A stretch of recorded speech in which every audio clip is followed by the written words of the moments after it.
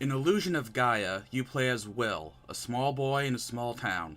He lives a nice, quiet life until the king asks him to give him a ring that he can't locate. This does not please the king, so he throws Will into prison.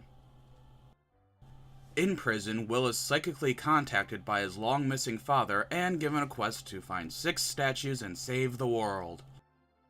Will gets help from Gaia, who mainly acts as a heal and save point, but he also sometimes gives Will new abilities and sometimes lets him transform into Friedan, who is stronger and has better attack range.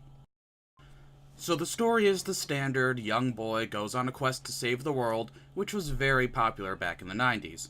Thankfully, the character interactions are good enough to keep the story interesting. The graphics and music are both done quite well. I've always liked the colorful sprite look, though it helps that I grew up with it. The music is pretty unique.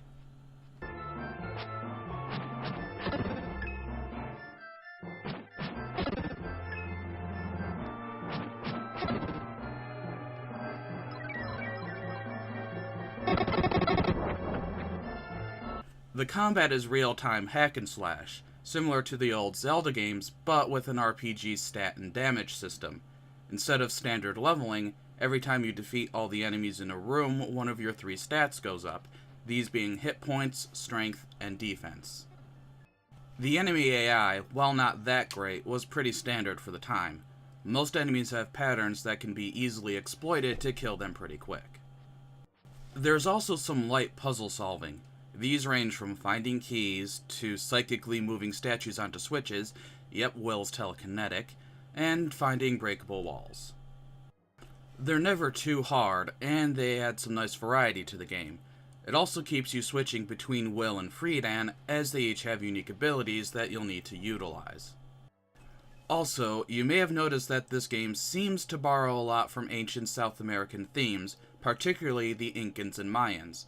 The main story is based around stopping the Mayan myth of a comet coming to end all life. Also, like Robotrek, which I did last year, this was made by Enix before they were bought out by Square. Enix liked to make unique games, and they were fans of new ideas. It's a shame that train of thought didn't make them much money. Anyways, Illusion of Gaia is another good old RPG that I recommend you go check out.